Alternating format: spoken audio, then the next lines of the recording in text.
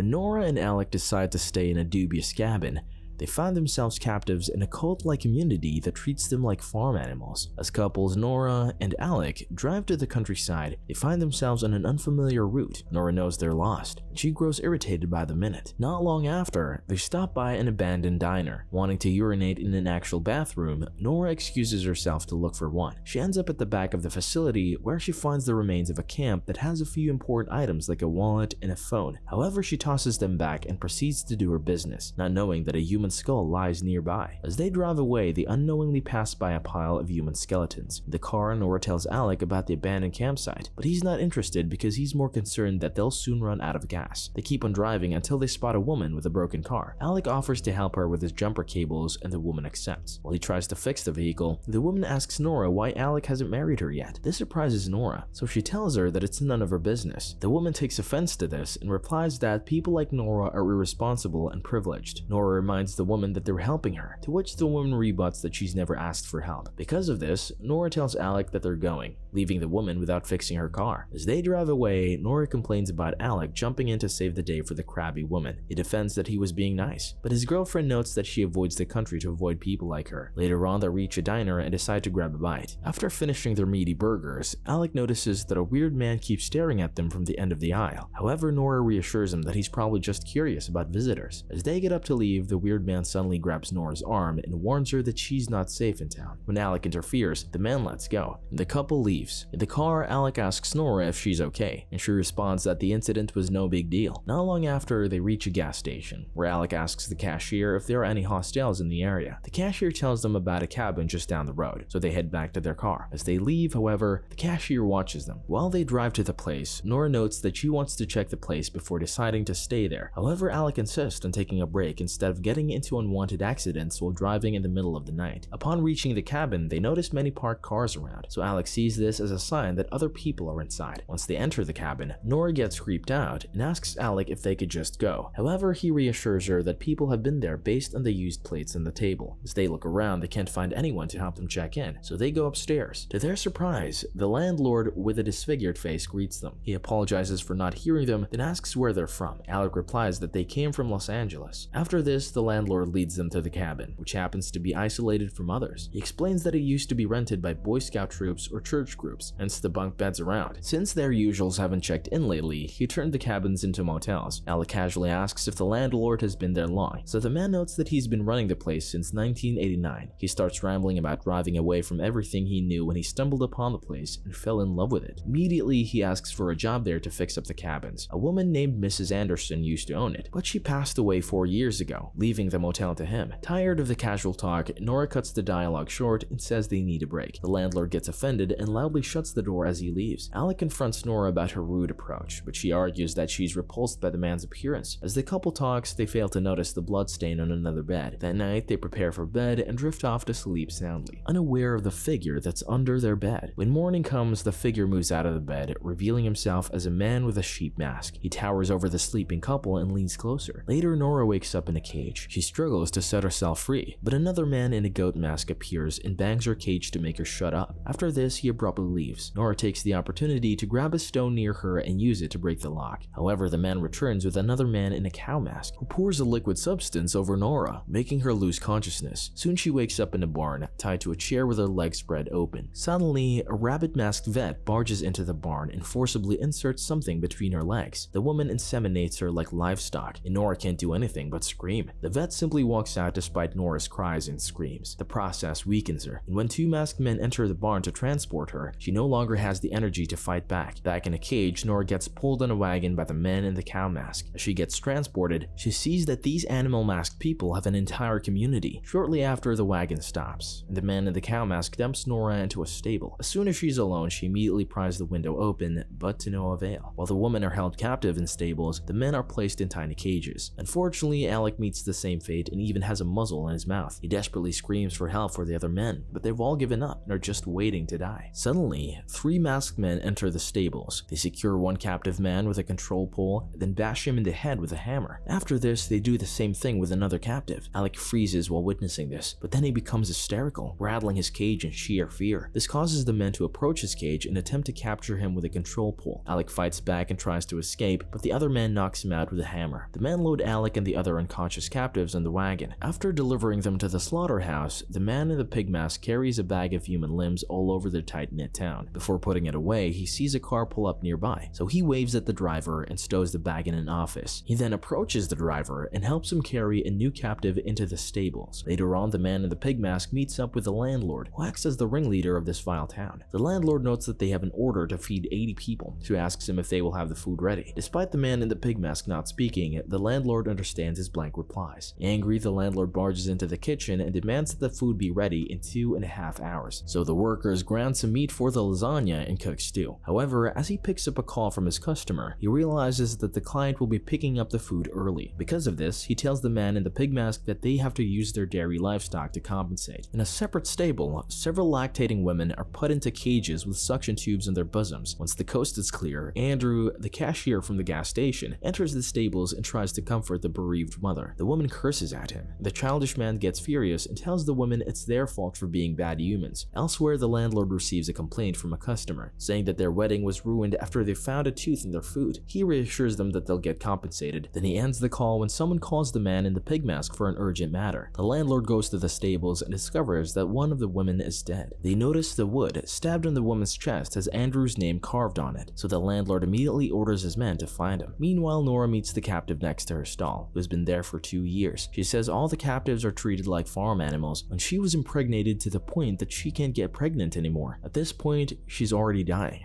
but she's more relieved than sad. After the woman tells her that there's no way out, Nora starts to panic. Suddenly, she hears another woman cry from a separate cell. The woman's name is Ashley, and she's been held captive for 2 weeks. Nora reassures Ashley that they will escape together. Elsewhere, Andrew plays with human heads when one of the landlord's men finds him. He cries, defending that the woman was mean, but the man still drags him out. Shortly after, the landlord reprimands him for wasting their resources. As a punishment, he's to help the farmhands in feeding the captives. However, he accidentally tips the bucket filled with food and immediately runs to avoid the consequences. The man in the pig mask looks for him and finds him running out of the greenhouse. Andrew rushes to the kitchen and hands some oregano to the landlord, who then thanks him for his thoughtfulness. The landlord decides to take care of Andrew and tells the man with a pig mask to dispose of the woman who can't produce milk. In the stables, men enter the stall next to Nora and tie the other woman up. Nora watches as the man in the pig mask slaughters her. Horrified, Nora sinks to the floor, barely able to process what's happening. Later, the men leave and the stables fall quiet. Suddenly, the door rattles and Nora cowers in fear. However, she feels relieved when she sees Alec, who tells her to escape with him. The two make their way out of the stables while avoiding the farmhands. Soon, they find a truck, but it won't start. A farmhand gets alerted when she tries to turn the engine on, so Nora assists the injured Alec in hiding. They go around the vehicle and see the farmhand mere steps away from them. Luckily, a bell rings in the distance and the man rushes away. They continue their escape and find a church. Thinking it's safe inside, Nora carries Alec into the church where they find pews covered in plastic. Nora checks the altar and finds a sharp object, while Alec notices the mural on the wall of what seems to be Jesus and his followers. But their faces are covered in animal masks. From the window, Alex spots the cow-masked man, so they hide just before he enters. Nora watches as the man sits in front to pray, so she takes a chance to escape while he's occupied. However, in their attempt, the floorboard creaks, and the man rings the church bells to alert the others. The couple desperately tries to escape, but Alec gets caught in a bear trap. Nora tries to help him, but as the farmhands approach, she has no choice but to save herself. Just then, the farmhands steam up, carrying a huge rock and dropping it on Alec's head. As she hears the crisp sound of his crushed skull, Nora continues her escape.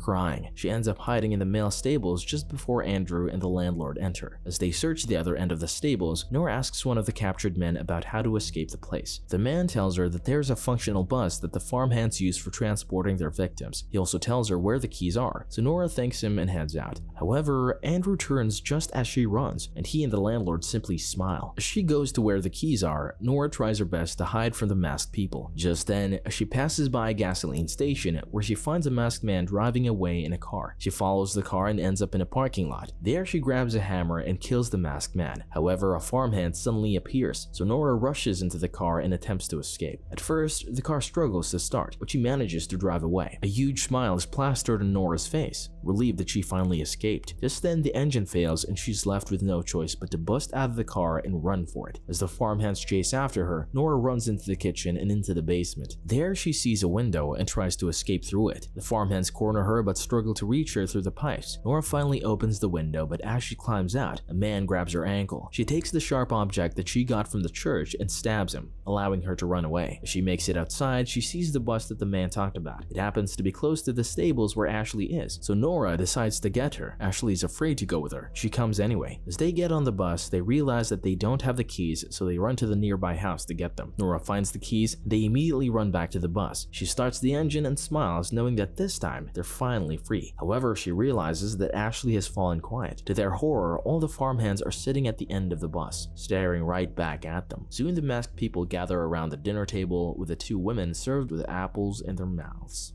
Subscribe to watch more videos like this. Turn on notifications. And leave a like, it really helps the channel out. Thank you for watching.